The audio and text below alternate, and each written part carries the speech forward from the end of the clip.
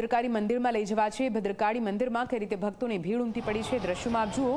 ભદ્રકાળી મંદિરમાં ઘટ સ્થાપન સાથે ખાસ પૂજા અર્ચન કરવામાં આવ્યું। ભદ્રકાળી માતાને આજે ખાસ શણગાર કરવામાં આવ્યો છે અને આ શણગારના દર્શન કરવા માટે ભક્તોની પડાપડી છે।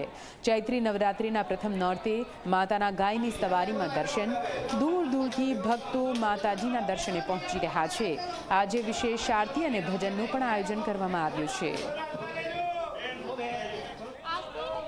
નવરાત્રિની શરૂઆત થઈ છે અને સૌ કોઈ નગરદેવી ભદ્રકાળી માતાના દર્શન માટે આવી રહ્યા છે। સૌથી પહેલા તમામ ઝી 24 કલાકના જે દર્શકો છે તેમને આપણે બતાવીશું। આપ જુઓ કે કેટલા સુંદર સ્વરૂપમાં માતા બિરાજમાન છે અને નંદી ઉપર આ વખતે તેમની સવારી જોવા મળી રહી છે। સૌ જે ભક્તો છે એવો ભાવ વિભોર થઈ રહ્યા છે માતાના દર્શન કરીને, અને કારણ કે અમદાવાદની જે સમૃદ્ધિ છે એ નગરદેવી શ્રી ભદ્રકાળી માતાના કારણે જ છે। તો સૌ કોઈક અહીં કારણ કે આજે હિન્દુ પંચાંગ પ્રમાણે પણ નવા વર્ષની શરૂઆત થઈ રહી છે ત્યારે સૌ કોઈક ભગવાનના દર્શન કરી રહ્યા છે।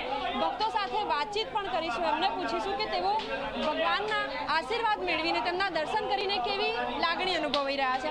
આપ જણાવો, નવરાત્રિની શરૂઆત આજથી દર્શન આપે કર્યા, કેવી અનુભૂતિ?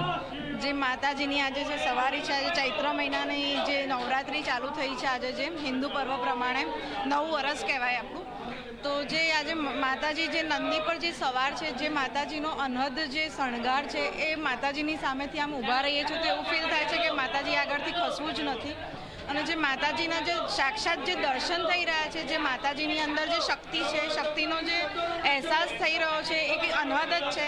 અને માતાજીના 9 દિવસ જે અત્યારે મહિમા જે છે ચૈત્ર મહિનાનો એ ખૂબ પર્વ છે અને આ જ વસ્તુ જે ફીલ કરી રહી છું એ બહુ જ સરસ છે। Thank you so much. બિલકુલ, જે ભક્તો છે ઘોડાપુર જાણે ઉમટાયું હોય તે પ્રકારનો અનુભવ મંદિર પરિસરમાં થઈ રહ્યો છે અને કારણ કે શક્તિનો આ પર્વ છે તો એ જ અનુભવ મંદિરના પરિસરમાં પણ અનુભવાઈ રહ્યો છે। કેમેરામેન શૈલેષ વગડા સાથે સપના શર્મા, ઝી 24 કલાક, અમદાવાદ।